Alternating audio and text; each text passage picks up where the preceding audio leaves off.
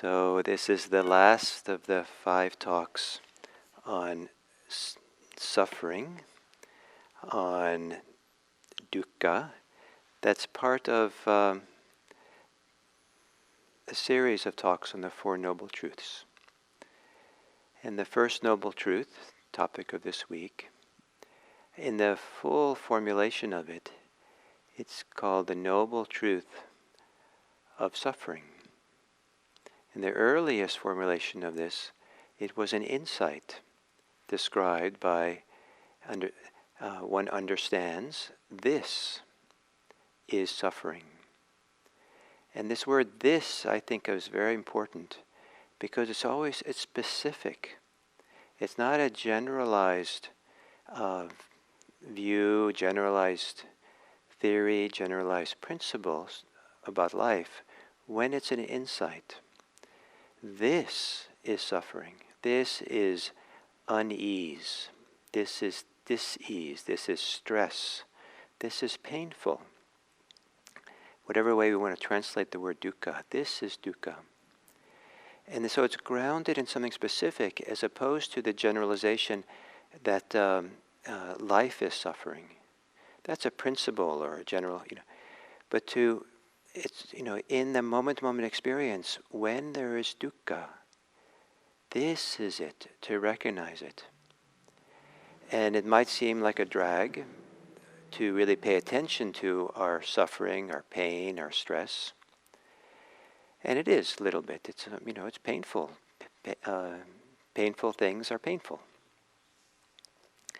But there's a way in which paying careful attention to it and learning how to attend to it wisely, with ease, with mindfulness, is a path to the freedom from suffering, to the end of it.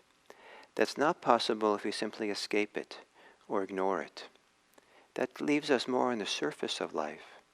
But there's an art, a way in which practice takes us deep into our life.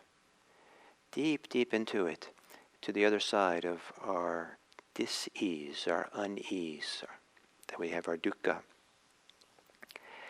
And one of the things the Buddha said, as I talked about yesterday, is that he said that whatever is impermanent, whatever is inconstant and changing, is suffering, is dukkha. And it is painful.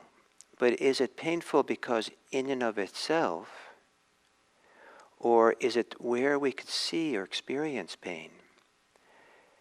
In the most famous explanation of the 4 Noble Truths, the Buddha lays out this is the noble truth of suffering, and he asks the question: what is suffering?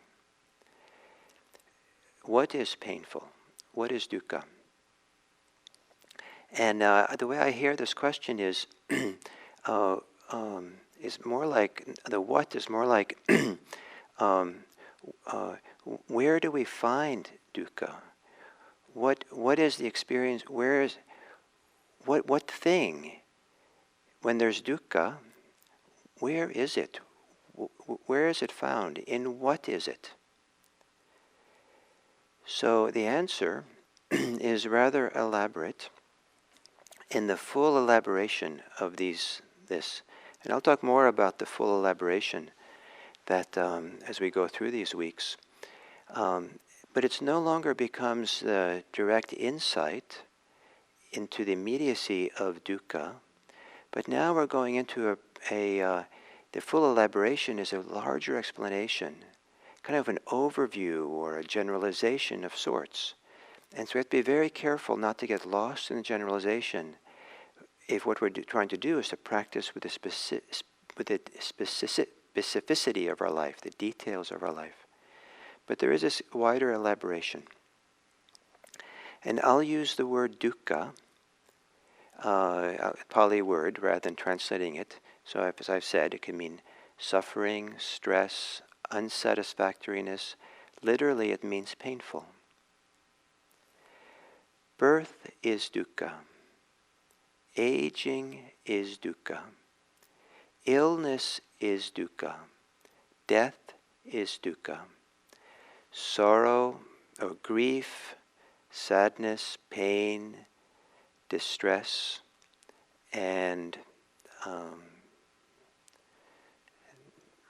despair are dukkha. Association with what is unloved, the unbeloved, is dukkha.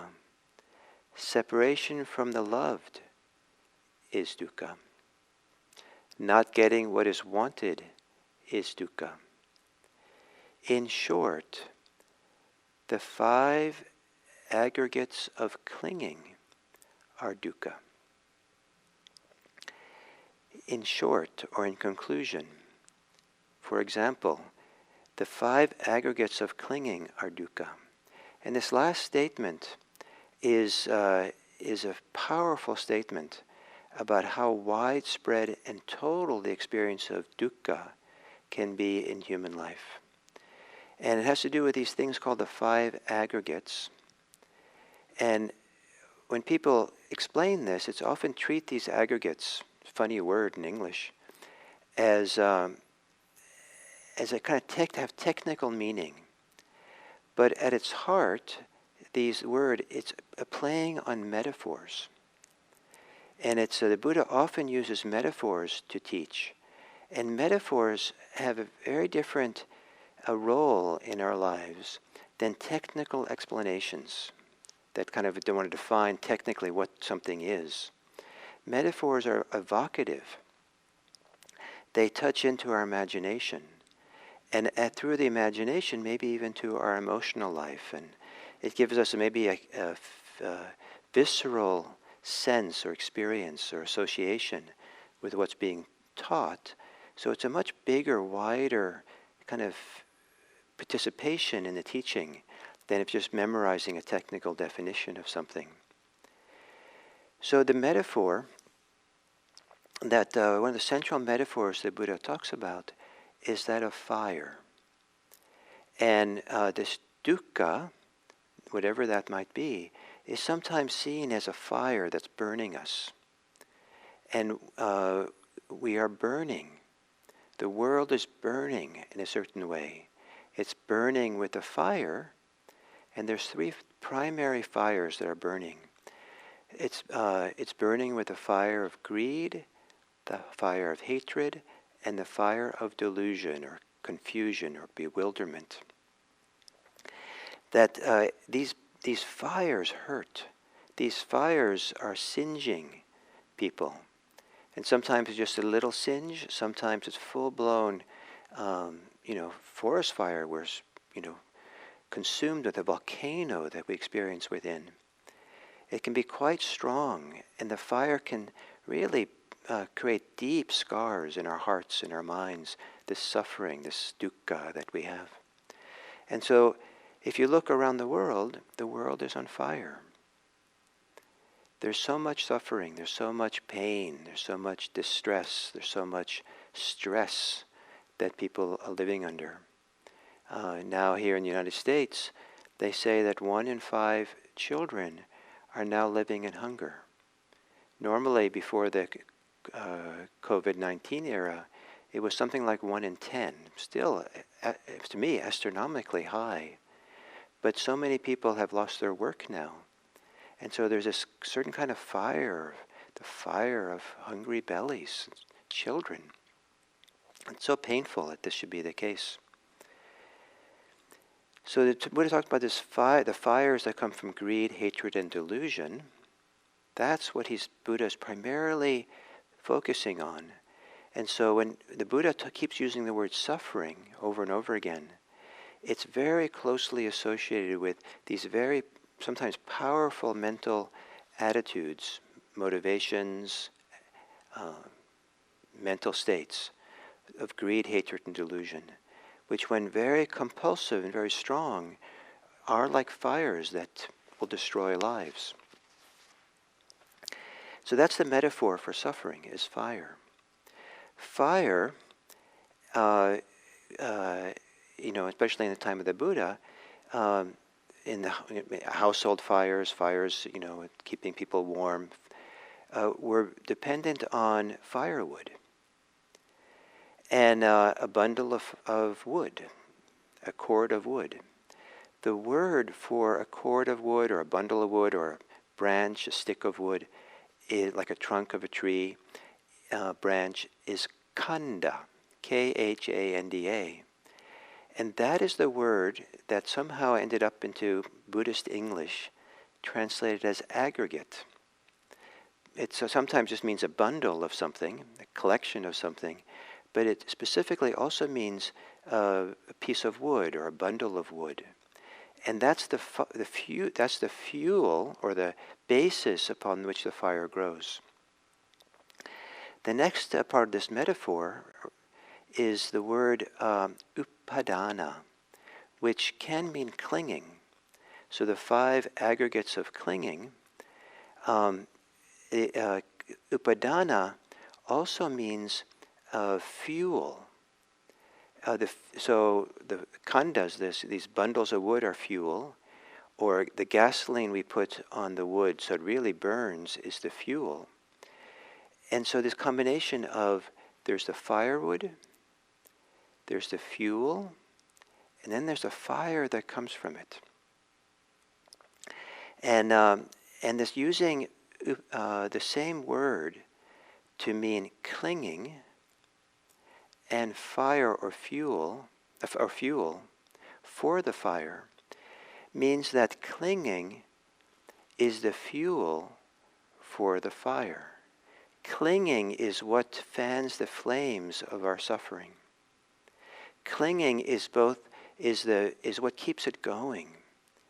And so whenever there's a reactivity that has to do with some kind of clinging, then that's adding more fuel to the fire. But what do we cling to? So what's the clinging? Clinging requires something we're clinging to. And it's these khandas, it's these bundles of stuff, this mass of wood. There's always something that we're clinging to. And what we're clinging to are these 5 aggregates, these 5 bundles, these 5 cords of wood. And when the Buddha says, in short, and to summarize, what is this suffering? He's saying, it's these 5 bundles of clinging. It's these 5 bunches of wood that are the fuel for the fire. That's where the fire is. The fire is in the clinging. And what's important about this is that the suffering he's talking about here, and the stress, the painfulness he's talking about here, is the pain or the suffering that comes from clinging, upadana. This is a bit of a tautology. What's the suffering that the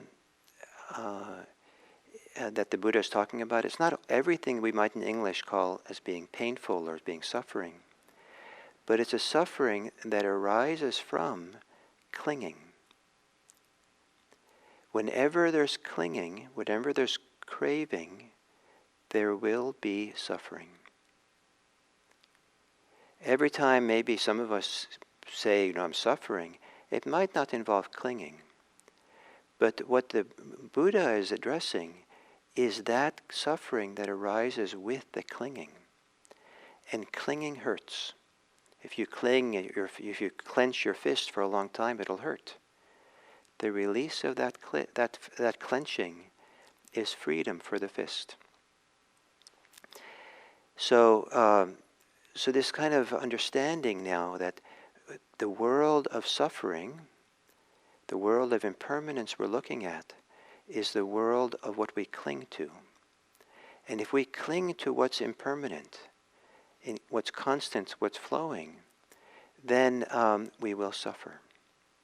If we're in a river, standing in a river, and we're trying to stop the river, it's not going to work. If we try to take a fist full of water and hold it in our hand, it's not going to work. If you try to move the river by pushing against the bank and have it go flow in a different direction, it's not going to work. Fighting or resisting or clinging to the river doesn't really work.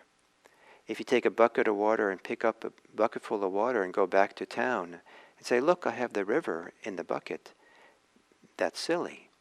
We have water in the bucket, but we don't have the river. Clinging to the river of life that's changing is guaranteed to be a source of stress, of be painful. The alternative is to see this world of impermanence and change and inconstancy, to relate to it in a different way, in a new way, so that the changing world becomes the medicine for our life, not the illness or not the poison or something, the fire. The 5 aggregates, the 5 bundles of who we are, our body, our feelings, our perceptions, our mental formations, and our consciousness are constantly changing, unfolding phenomena. And if we cling to it, we will suffer. But if we allow the psychosomatic ways in which we experience and see ourselves to just flow and move, and then we can find our ease. Then we can find our freedom. So, and this is kind of some of the tasks that of the second noble truth, which will start again on Monday. The second noble truth, we go deeper into this world of suffering and how it arises and how to find freedom. And in a few minutes, in a minute or so, I'll take some questions if you'd like. I'll stay here for a little while, and it's Friday, so it's nice to have a little back and forth. And for those of you who are like the 7 a.m. time to sit, Nikki Mirgafori, one of the teachers here at Insight Meditation Center, is going to offer a 7 a.m. sitting tomorrow morning. I think it's she teaches happy hours, so I think she's going to probably do some kind of loving kindness practice, but I'm not sure. But she's a great teacher, and you have some continuity into Saturday if you want. And that'll be on Zoom rather than on YouTube, so you have to go on IMC's calendar to find your way with that. So we'll see what kind of questions you might have. And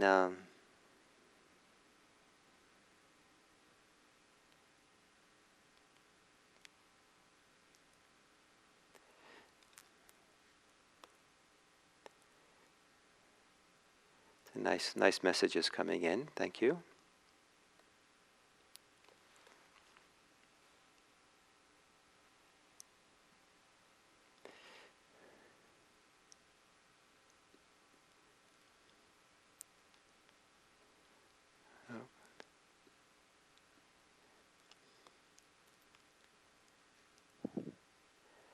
Yeah.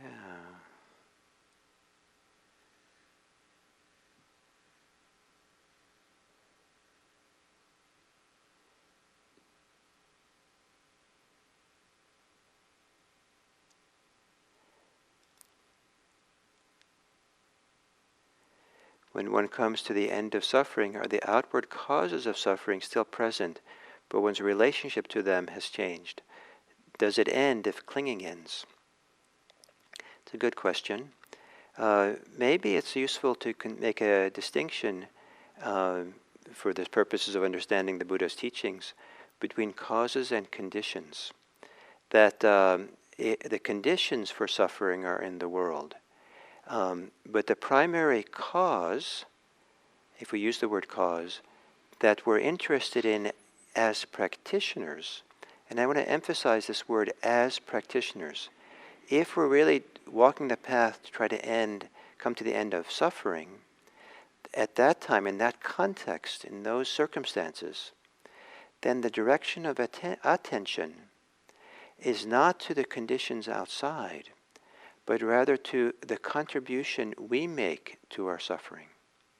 And this is a very mature, very strong, courageous thing to do. There's definitely, in conventional language, causes for suffering in the external world. And so we don't want to deny that. We don't want to stop, taking care of that in the proper way. But if we want to set our heart at ease in this deep, liberated way that the Buddha emphasized, At that time, we turn around and we really look, what is my contribution to it? And so we would say that the conditions for suffering are external. The cause for it is in our own hearts, in our own clinging. So as the person says here, yes, so it's our relationship that changes. We're no longer relating with clinging, or we're relating with openness and ease with it. And then perhaps we can be wiser. So if clinging ends, the suffering that we contribute, our contribution to our pain, our difficulty, ends as well. And since so much, it's such a very, very deep way, some of the deepest existential suffering we have arises from clinging with clinging. It's phenomenal to go through this process of coming to the end of clinging.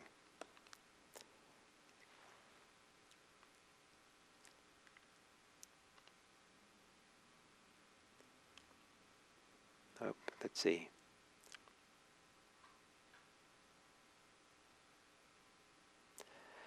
Even when I can connect with deep ease, there's some part of me that's on guard, like a sentinel, that can't seem to let go. How to practice with this? You want to befriend the sentinel. You want to sit down next to your sentinel, next to that guard, and accompany it, and listen to it, and feel it, and get to know it. Spend time with it. Don't be in a hurry to stop being on guard. Really kind of bring easeful, kind, loving attention to it, and really get to know it. Listen to it.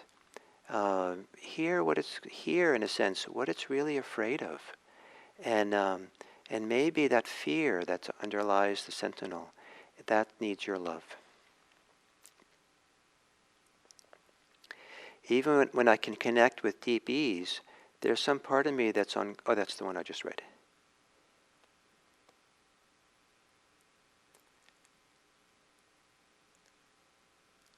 Oops.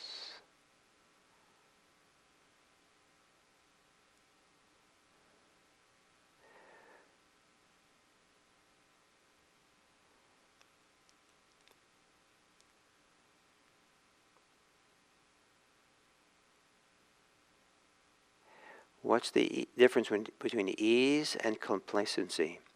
Complacency, if you're mindful and really attentive to it, really sensitive and can feel and tune into what that's like, will have some kind of stress, dis-ease, pain, suffering as part of it.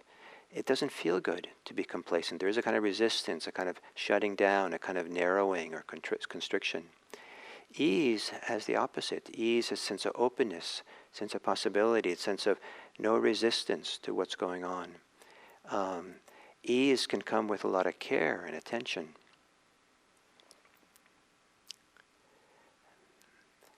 Complacency is, so what? It doesn't matter, kind of.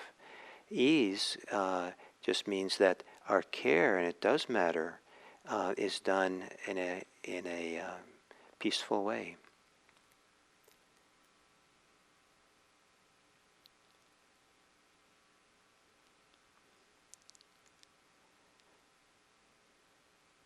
Oh, wrong way. Ease made it much easier to be where the hindrance is. Great, fantastic.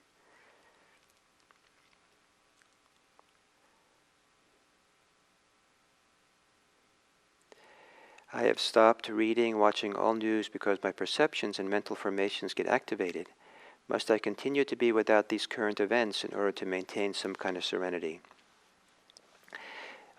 Maybe for the time being you need to do that. Maybe eventually you don't. But, there's good reason to lose your serenity and to be agitated by the news, because a lot of it is written in order to arouse emotions, in order to make people excited. So it's kind of a genre of writing which is trying to get us to buy newspapers and get excited and believe what's being said, all kinds of things.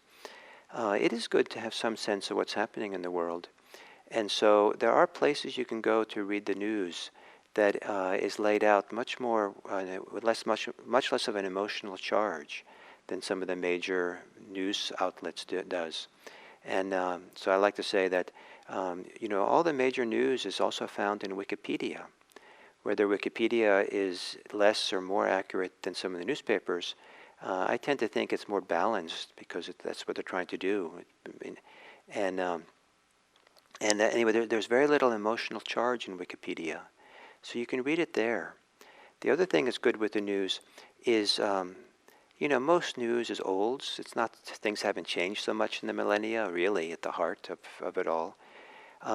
It's not necessary to know the news when it's new. It is useful to be well informed, but you don't have to be up to date by the minute or even by the day. I found it very useful sometimes. I haven't done it for some years now, but I always was time I would regularly read the news a day or two or three late. And I saw that my relationship to the news changed when I knew it wasn't the cutting edge and up to date. So you might just kind of follow behind the news for a day or two, and maybe you'll have a whole different, it won't take away your serenity so much.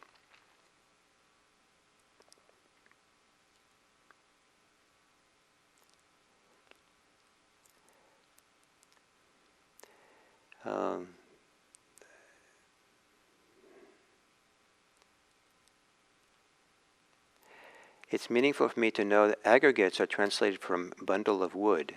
I feel I can understand more clearly about the 5 aggregates now. Great, happy to hear that. Maybe the risk of complicating things a little bit more. There's a strong tendency in many teachers and scholars who talk about Buddhism to treat the 5 aggregates as the Buddha's way. They'll say, the Buddha says there's no self, but what's the self are these 5 processes, 5 activities called the 5 aggregates. That's what defines the human being. And that's a very common statement. However, if you go back and read the teachings of the Buddha, he never says it that way. He only says that these 5 bundles, that they are what people get attached to when they cling. He doesn't claim that those 5 aggregates as a total is what makes up the human being. He actually never really wants to define the human being in its totality. He just wants people to be free. And the focus is on these are things people tend to cling to, these concepts, these ideas, this particular way of dividing up the human being.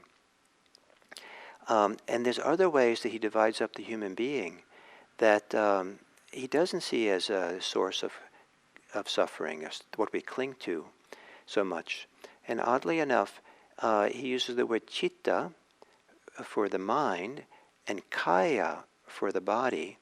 And this distinction, but these, if you really look and see how he talks about the mind and the body, this citta and kaya, that also is not what the person is.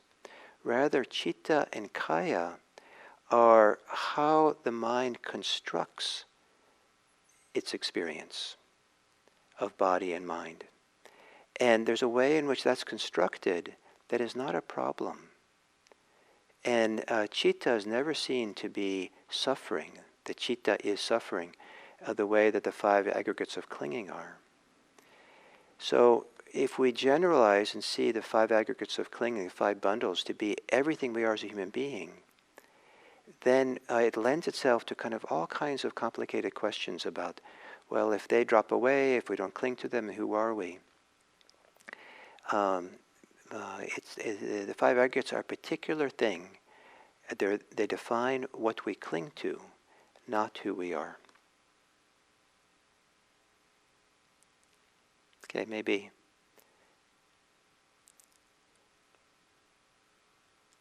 Okay, well, I think that it's 8 o'clock, and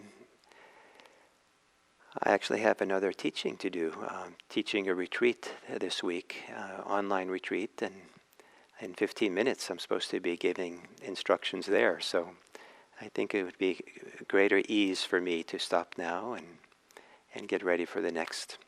Thank you for this week, and thank you for our time together, and I look forward to next week when we go through the second Noble Truth. Thank you.